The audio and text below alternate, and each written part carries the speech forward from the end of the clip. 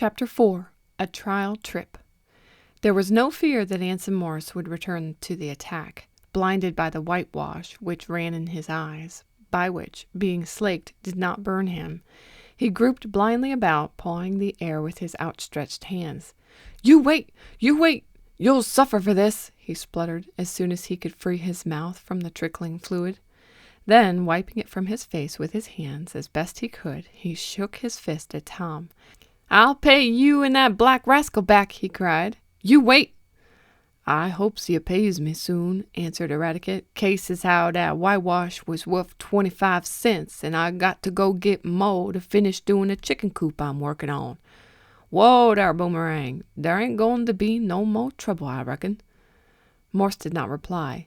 He had been most unexpectedly repulsed, and, with the whitewash dripping from his garments, he turned and fairly ran toward a strip of woodland that bordered the highway at that place. Tom approached the colored man and held out a welcoming hand. "I don't know what I'd done if you hadn't come along, Rad," the lad said. "That fellow was desperate, and this was a lonely spot to be attacked. Your whitewash came in mighty handy." "Yes, sah, Mr. Swift, that's what it done. I know I could use it on him if he got too obstreperous, and that's what he done. But I were going to fight him with my brush if he'd made any more trouble." "Oh, I fancy we have seen the last of him for some time," said Tom, but he looked worried. It was evident that the Happy Harry gang was still hanging around the neighborhood of Shopton, and the fact that Morse was bold enough to attack our hero in broad daylight argued that he felt little fear of the authorities. "If yo' wants to catch him, Mr. Swift," went on Eradicate, "you can trace him by the whitewash that drops off him," and he pointed to a trail of white drops which showed the path Morse had taken. "No, the less I have to do with him, the better. I like it," answered the lad. "But I can't thank you enough, Rad. You have helped me out of difficulties several times now. You put me on the trail of the men in the deserted mansion. You warned me of the log Andy Fogger placed across the road, and now you have saved me from Morse." "Aw, that's nothing, Mr. Swift. You has so done lots for me. 'Sides my Boomerang, I'm entitled to the most credit dish your time. I were coming down the street on me way to a whitewashing job when I seen yo and yo lickety-split machine," for so Eradicate designated a motorcycle. "I know it were you, and I didn't like the looks of that man. Then I see he had hold of you, and I ought he were a burglar. So I yelled to Boomerang to hurry up. Now, mostly when I wants Boomerang to hurry, he goes slow, and when I wants him to go slow, he runs away. But this here time, he knowed he were coming to help you, and he certainly did leg it. That's what he done. He run like he were going home to a stable full of oats, and that's how I got you here so quick. Then I thought, oh, the whitewash, and I just used it." "It was the most effective weapon you could have used," said Tom gratefully. "'Deed no, Mr. Swift, I didn't have no weapon," spoke Eradicate earnestly. "I ain't even got my razor 'cause I left it at home. I didn't have no weapon at all. I just used the whitewash like you see me." "That's what I meant," answered Tom, trying not to laugh at the simple misunderstanding. "I'm ever so much obliged to you, just the same, and here's a $50 to pay for the whitewash." "Oh, no, Mr. Swift, I don't want to take it. I can make more whitewash." But Tom insisted and picked up his machine to sprint for home. Eradicate started to tell over again how he urged Boomerang on, but the lad had no time to listen. "But I didn't have no weapon, Mr. Swift. No, indeedy, none at all, not even my razor," repeated Eradicate. "Only the pail of the whitewash. That is, less'n yo' calls my brush a weapon." "Well, it's a sort of one," admitted Tom, with a laugh as he started his machine. "Come around next week, Rad. We have some dirt eradicating for you to attend to." "'Deed and I will, Mr. Swift. Eradicate is my name, and I eradicates the dirt. But that man sure did look odd with that pail of whitewash all over him. He sure did look most extraordinarily. Get up, Boomerang. See if you can break some more speed records now." But the mule appeared to be satisfied with what he had done, and as he rode off, Tom looked back to see the colored man laboring to get the sleepy animal started. The lad did not tell his father of the adventure with Morse, but he related the occurrence to Mr. Sharp. "I'd like to get hold of that scoundrel and the others in the gang," exclaimed the balloonist. "I'd take him up in the airship and drop him down into the lake. He's a bad man. So are the others. Wonder what they want around here. That's what's puzzling me, admitted Tom. I hope Dad doesn't hear about them, or he will be sure to worry, and maybe it will interfere with his new ideas. He hasn't told you yet what he's engaged in inventing, has he? No, and I don't like to ask him. He said the other day, though, that it would rival our airship, but in a different way. I wonder what he meant. It's hard to say, but I don't believe he can invent anything that will go ahead of our craft, even if he is my own father. And the best one in the world, said Tom, half jokingly. Well, I got the bolts. Now let's get to work. I'm anxious for a trial trip.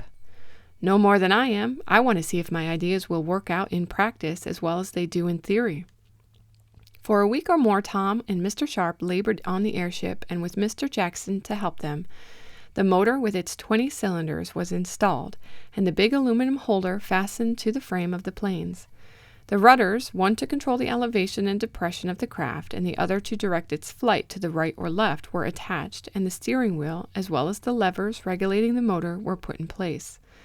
About all that remains to be done now, said the aeronaut one night, as he and Tom stood in the big shed looking at their creation, is to fit up the car and paint the machine. Can't we make a trial trip before we fit up the car ready for a long flight? Asked the young inventor.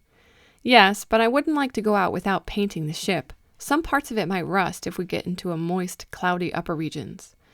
Then let's paint it tomorrow, and as soon as it's dry, we'll have a test. All right, I'll mix the paint the first thing in the morning.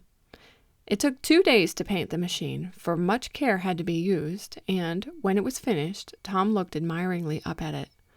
We ought to name it, suggested Mr. Sharp, as he removed a bit of paint from the end of the nose. To be sure, agreed Tom, and, hold on, I have the very name for it. Red Cloud. Red Cloud? Questioned Mr. Sharp. Yes, exclaimed Tom with enthusiasm. It's painted red, at least the big aluminum gas container is, and we hope to go above the clouds in it. Why not Red Cloud? That's what it shall be, conceded the balloonist. If I had a bottle of malted milk or something like that, I'd christen it. We ought to have a young lady to do that part, suggested Tom. They always have young ladies to name ships. Were you thinking of any particular young lady? Asked Mr. Sharp softly, and Tom blushed as he replied, Oh, no, of course that is, well, hang it, christen it yourself and let me alone, he finished. Well, in the absence of Miss Mary Nestor, who I think would be the best one for the ceremony, said Mr. Sharp with a twinkle in his eyes, I christen thee Red Cloud, and with that he sprinkled some water on the pointed nose of the red aluminum gas bag, for the aeronaut and Tom were on a high staging on a level with the upper part of the airship. Red Cloud it is, cried Tom enthusiastically. Now, tomorrow we'll see what it can do. The next day of the test proved all that could be desired in the way of weather. The fact that an airship was being constructed in the Swift shops had been kept as secret as possible, but of course many in Shopton knew of it, for Andy Fogger had spread the tidings. I hope we won't have a crowd around to see us go up, said Tom, as he and Mr. Sharp went to the shed to get the Red Cloud in readiness for the trial. I shouldn't want to have them laugh at us if we fail to rise. Don't worry, we'll go up all right, declared Mr. Sharp. The only thing I'm at all worried about is our speed. I want to go fast, but we may not be able to until our motor gets tuned up, but we'll rise. The gas machine had already been started, and the vapor was hissing inside the big aluminum holder. It was decided to try to go up under the lifting power of the gas and not use the aeroplane feature for sending aloft the ship, as there was hardly room around the shops for a good start. When enough of the vapor had been generated to make the airship buoyant, the big doors of the shed were opened, and Tom and Mr. Sharp, with the aid of Garrett and Mr. Swift, shoved it slowly out. There it is! There she comes! Cried several voices outside the high fence that surrounded the Swift property. They're going up! Andy Fogger is in that bunch, remarked Tom with a grim smile. I hope we don't fail. We won't, don't worry, advised Mr. Sharp. The shouts outside the fence increased. It was evident that quite a crowd of boys as well as men had collected, though it was early in the morning. Somehow news of the test had leaked out. The ship continued to get lighter and lighter as more gas was generated. It was held down by ropes fastened to stakes driven into the ground. Mr. Sharp entered the big car that was suspended below the airplanes. Come on, Tom, the aeronaut called. We're almost ready to fly. Will you come too, Mr. Swift, and Garrett? Some other time. promised the aged inventor. "It looks as though you were going to succeed, though. I'll wait, however, until after the test before I venture." "How about you, Garrett?" asked Tom of the engineer as the young inventor climbed into the car. "The ground is good enough for me," was the answer with a smile. "Broken bones don't mend so easily when you're past 65. "But we're not going to fall," declared Mr. Sharp. "All ready, Tom? Cast off! Here we go!" The restraining ropes were quickly cast aside, slowly at first, and then with a rush, as though feeling more and more sure of herself, the Red Cloud arose in the air like a gigantic bird of scarlet plumage. Up and up it went, higher than the house, higher than the big shed where it had been built, higher, higher, higher. "There she is!" cried the shrill voices of the boys in the meadow, and the hoarser tones of the men mingled with them. "Hurrah!" called Tom softly to the balloonist. "We're off!" And he waved his hand to his father and Garrett. "I told you so," spoke Mr. Sharp confidently. "I'm going to start the propellers in a minute." "Oh, dear me, goodness sakes alive!" cried Mrs. Baggert, the housekeeper, running from the house and wringing her hands. "I'm sure they'll fall." She looked up apprehensively, but Tom only waved his hand to her and threw her a kiss. Clearly he had no fears, though it was the first time he had ever been in an airship. Mr. Sharp was as calm and collected as an ocean captain making his 100th trip across the Atlantic. "Throw on the main switch," he called out to our hero, and Tom, moving to amidships in the car, did as directed. Mr. Sharp pulled several levers, adjusted some valves, and then, with a rattle and a bang, the huge 20-cylinder motor started. Waiting a moment to see that it was running smoothly, Mr. Sharp grasped the steering wheel.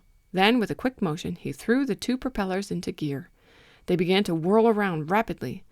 "Here we go!" cried Tom, and sure enough, the Red Cloud, now 500 feet in the air, shot forward like a boat on the water, only with such a smooth, gliding, easy motion that it seemed like being borne along on a cloud. "She works! She works!" cried the balloonist. "Now to try our elevation rudder!" And as the Red Cloud gathered speed, he tilted the small planes, which sent the aircraft up or down, according to the manner in which they were tilted. The next instant the airship was pointed at an angle toward the clouds and shooting along at swift speed, while from below came the admiring cheers of the crowd of boys and men.